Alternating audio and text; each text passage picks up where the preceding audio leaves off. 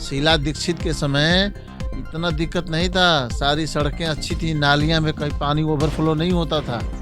आज ये सरकार जो है सफाई कर्मचारियों को पता नहीं क्या करती है कि वो लोग आते हैं अपना करके चले जाते हैं, कुछ करते हैं, कुछ बैठे रहते हैं, समय पास हो जाता है, चले जाते हैं। अभी एजुकेशन में कमी यहाँ है कि जिस दिन सरकार के मंत्री के और अधिकारियों के बच्चे सरकारी स्कूल में पढ़ेंगे, उस दिन से स्कूल ज़्यादा बेहतर हो जाएगा, प्राइवेट स्कूल से भी अच्छा हो जाएगा। आप ये कह दो कि जो महिला चाहे वो बस में भाड़ा ले सकती है, तो बहुत ऐसी महिलाएं हैं जो जाती हैं और कहती हैं भैया कितना भाड़ा लगेगा, जिसको फ्री जाना वो फ्री जाए, जो गरीब है जिसके पास पैसा नहीं हो तो चला जाएगा विदाउट पैसे का। लेकिन जो पैसा लेके अगर टिकट ले सकता है तो कर दे उसको, या तो थोड़ा सा उसका कैटेगरी कर दे कि भैया इतने उम्र से इतने वाले को हम कर सकते हैं। अब आए दिन जो है औरतें जो है फ्री में टिकट जाए इंडिया गेट घूमे आती है, वहाँ कुतुब मीनार घुमाती हैं, चांदनी चौक घुमाते हैं, रोज का काम है उनका, और काम कुछ नहीं है, क्यों हांडे फिरे जाओ। तो मेरा कहना है कि सरकार की पॉलिसी ठीक नहीं है, ये वोट बनाने के लिए है। नमस्कार, मैं श्रेया ठाकुर, आप देख रहे हैं एयर न्यूज़। आज हम आए हैं बिजवासन गांव के एक जगह पे। यहाँ पे हम यहाँ की आम जनता से कुछ यहाँ के समस्याओं के बारे में बात करेंगे, साथ ही साथ आने वाले चुनाव के मुद्दों के बारे में भी। तो आइए चलिए बात करते हैं। और इसमें आम आदमी का पैसा लग रहा है, हम जीएसटी भरते हैं, टैक्स भरते हैं, वो पैसा कहाँ जा रहा है? सब जाता है सरकार के फंड में। सरकार अलॉटमेंट करती है कि भैया सड़क नाली ये सब बनाना है, यहाँ पे एक ही सड़क को 3 बार साल में तोड़ना है और 4 बार बनाना है। तो वो पैसा में आपको पता ही है कि जो जितना पैसा आता है उतना खर्चा होता नहीं, ये तो दुनिया जानती है। तो यही चीज़ें हैं, अच्छा नहीं है इस समय जो है ना, दिल्ली का हालात ठीक नहीं है सड़क के मामले में। और सड़क गांव जो देहात जो मोहल्ले हैं इनकी गलियों में ये सब चीज़ है नहीं, कुछ भी एकदम बेकार स्थिति बना हुआ है। शीला दीक्षित के समय भलुक सड़क अच्छी थी, शीला दीक्षित के समय इतना दिक्कत नहीं था, सारी सड़कें अच्छी थी, नालियां में कहीं पानी ओवरफ्लो नहीं होता था। आज ये सरकार जो है सफाई कर्मचारियों को पता नहीं क्या करती है कि वो लोग आते हैं अपना करके चले जाते हैं, कुछ करते हैं, कुछ बैठे रहते हैं, समय पास हो जाता है, चले जाते हैं। ऐसा नहीं होना चाहिए, देखना चाहिए, पार्षद को देखना चाहिए जिसके अंडर में सफाई का व्यवस्था है, उसको देखना चाहिए सुबह से शाम तक कि कौन सी गली साफ़ हुई, कौन सी गली गंदी है। कोई मतलब नहीं है जी। हमारा पार्षद जी को जीते 2 साल हो गए, अब वो तीसरी बार में सोच रहे थे कि हम एमएलए बन जाए। अभी तो पार्टी ने शायद टिकटें नहीं दिया है, तो क्या पता जीत आएंगे टिकट लेके कि नहीं आएंगे। और इतना दूर तक आगे जाना भी नहीं है कि वो टिकट लेके आ रहे हैं कि नहीं आ रहे हैं, कोई मतलब। अच्छा सर, जो सीवर है उनकी साफ़ सफाई होती है? सीवर की सफाई जिधर नाला खुला हुआ है उसकी तो सफाई हो जाती है, जो नाला ओपन है हो जाती है। लेकिन जो नाला जो है उसके ऊपर जो है सड़क जब बनती है तो क्या करता है लोग कि कवर कर देता है, या जिसके घर के आगे नाली है वो कवर कर देता है। तो उसका सफाई का कोई इंतज़ाम करो ना। मेरे को 25 साल हो गए, 20 साल से एक साइड की जो नाली है वो आज तक वो सफाई नहीं हो पा रही थी। उसको आपने देखना जाके बाहर बहुत जगह तोड़ तोड़ के रखा हुआ है, तो वहाँ से अब वो सफाई वाली मशीन आती है तो साफ़ करता है लोग। जब जाके पानी भरा, फिर भी ये पानी ओभर आ रहा है कि अब सड़क पर पानी बह रहा है, वो तोड़ने के बाद भी ओभर आ रहा है। अगर आप सफाई करेंगे तो नाले से बहुत ज़्यादा मटेरियल निकलेगा, कम से कम 3 से 4 फुट नाला भरा हुआ है। बट सफाई वाला जब क्या करेगा, जो सफाई कर्मचारी आता है उनके लिए भी तो तंत्र चाहिए, तभी ना सफाई होगा। अंदर में वो सब माल भरा पड़ा है, कौन से निकलेगा वो। तो सफाई का हालात ठीक नहीं है। अगर सफाई सही रहता तो सड़क के ऊपर पानी क्यों बहता है, ये तो सोचने वाली बात है। बट उसका कोई निष्कर्ष नहीं है। सब लोग आते हैं, हो जाएगा हो जाएगा। कई बार मैं पार्षद के पास गया और भी लोग गए। अभी ना पोल्यूशन हो रहा है इसलिए मजदूर नहीं है, मजदूर आ गए तो सड़क बन जाएगी। मजदूर पता नहीं कब आएंगे, लोगों के घर मकान बिल्डिंग बन रही है, मजदूर हैं, और ये सरकारी काम के लिए सड़क नहीं है, नाले बनाने के लिए मजदूर नहीं है। तो ये हालात है यहाँ पर। चलिए आगे बताइए। अच्छा सर, शिक्षा जो है बहुत ही अहम चीज़ होती है किसी भी क्षेत्र के विकास के लिए। तो ये मुझे बताइए कि आपके क्षेत्र में शिक्षा का विकास कैसा है? इस क्षेत्र में सरकारी जो विद्यालय हैं वो कैसे हैं, और दिल्ली के जो शिक्षा का स्तर है, जो लेवल है, वो कैसा है? देखिए, बहुत पहले की बात बता देता हूँ मैं कि सरकारी स्कूल हमारे ये रेलवे लाइन पार है, गर्ल स्कूल भी है, बॉयज़ स्कूल भी है और बच्चों का भी है। इन स्कूलों में जो है केजरीवाल के आने से पहले स्कूल का हालात सही नहीं था, ये मैं ज़रूर कहूँगा। इसलिए कि हमारी बच्ची खुद स्कूल में पढ़ी है, 12th तक पढ़ी है और 12th में पढ़ी है तो ये स्कूल का जो ढांचा है, नई बिल्डिंगें बनी हैं, टीचर भी मौजूद रहे हैं, बच्चे स्कूल में जो है नशे का पदार्थ लेके चले जाते थे, उन चीज़ों पर बहुत पाबंदी लगी है और बच्चे को पढ़ाने का टीचर का भी व्यवस्था हुआ है। बट कुछ चीज़ें अभी भी कमी है, अभी एजुकेशन में कमी यहाँ है कि जिस दिन सरकार के मंत्री के और अधिकारियों के बच्चे सरकारी स्कूल में पढ़ेंगे उस दिन से स्कूल ज़्यादा बेहतर हो जाएगा, प्राइवेट स्कूल से भी अच्छा हो जाएगा। लेकिन आज भी गरीब के बच्चे पढ़ते हैं तो इसलिए टीचर का अपना मनमानी है या बहुत सारे स्कूलों में टीचरों की कमी है। तो टीचर की जब कमी रहेगी तो आपका क्लास रेगुलर नहीं चलेगा और ना ही आपका सब्जेक्ट बच्चा ढंग से पढ़ पाएगा। अब आप जो है कभी संभालका से टीचर ले आएंगे, कभी छावला से ले आएंगे, कभी जो है द्वारका से लाएंगे, तो ऐसे तो हर आदमी का पढ़ाने का तौर तरीका अलग है, तो बच्चा पढ़ ही नहीं पाएगा। अब वो समस्या है कि एजुकेशन को सिस्टम इन्होंने 10% ठीक किया है। शीला दीक्षित से पहले जो था उसके बाद का जो है 10% ठीक किया है और बिल्डिंगें तो इन्होंने बनाया है, ऐसा नहीं। स्कूलों में कुछ कुछ बिल्डिंगें बनाया है। कई जगह इंटरव्यू में हम गए थे बच्ची को लेके, तो वहाँ देखा मैंने नए नए बिल्डिंगें बनाया है। हमारे बिजवासन में भी एक बिल्डिंग बनी है, हमने देखा, पहले से तो अच्छा ही है ना। 3 मंजिल का बिल्डिंग बना है लिंटर वाली, तो वो बेहतर है, इसमें कोई दो राय नहीं है, बना है।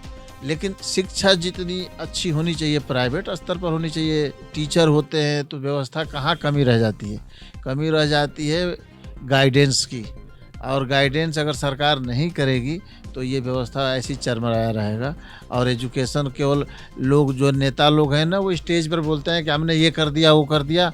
ज़मीन पर हकीकत यह है कि अगर आके देखो उसको प्राइवेट स्तर पर जैसे काम होता है वैसे करो, देखो कैसे एजुकेशन चमक जाएगा। ये चीज़ें हैं। 10% की विकास एजुकेशन में 10% का प्रगति हुआ है केजरीवाल सरकार में, इसमें कोई दो राय नहीं है।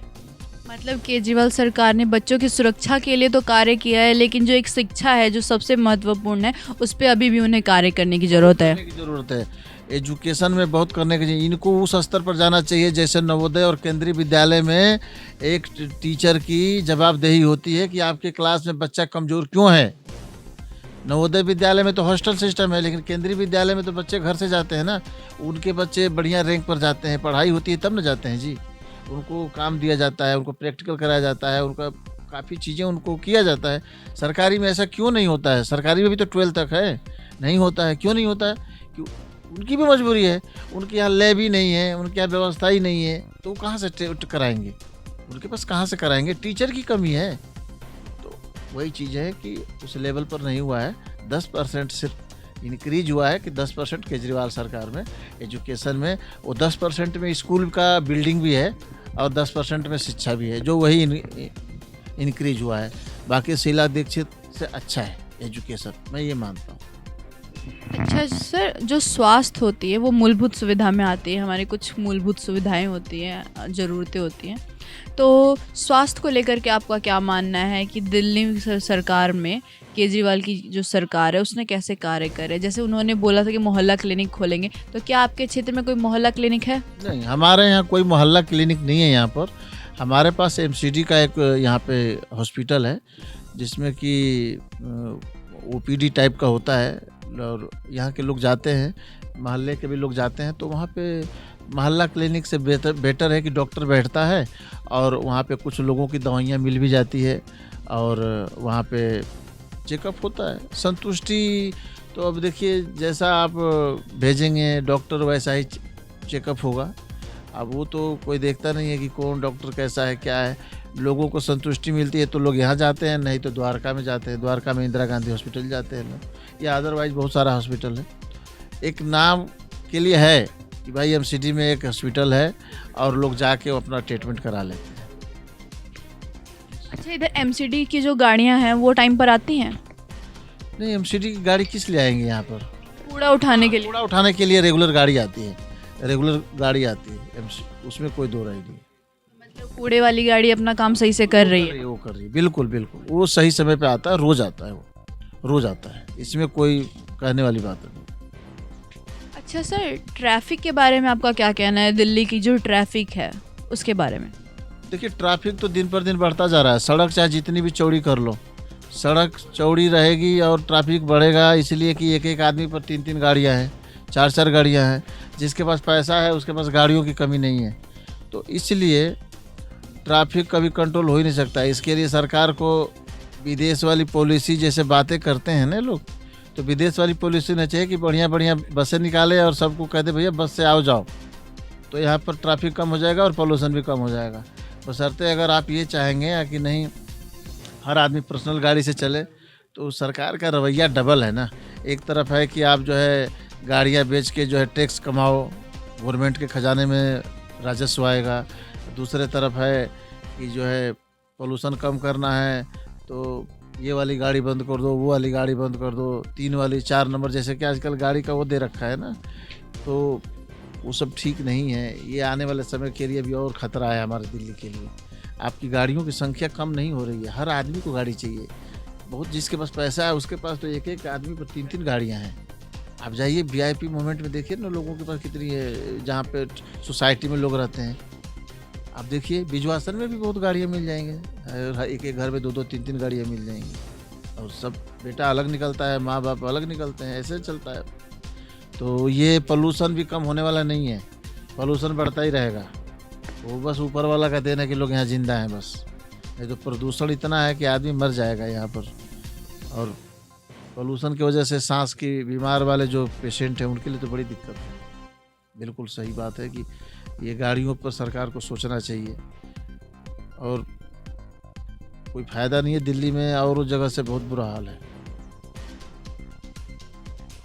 अच्छा सर, जो बसें हैं वो महिलाओं के लिए मुफ्त है, आपने भी सुना होगा, तो इसके बारे में आपका क्या कहना है कि आपका मतलब सोच क्या है? क्योंकि कुछ लोगों से मैंने बात करी तो उनका कहना है कि महिलाओं को क्यों मुफ्त कराई गई है, गरीबों को क्यों नहीं मुफ्त कराई गई है। ये सारी चीज़ें महिलाएं तो है पे कर सकती हैं, कई सारी हैं, हाँ कुछ नहीं कर सकती हैं, बट कुछ है महिलाएं जो खुद जॉब करती हैं, बहुत सारी चीज़ें हैं वो कर सकती हैं। लेकिन गरीब तबके के जो लोग होते हैं वो नहीं पे कर पाते, तो उनके लिए मुफ्त करनी चाहिए।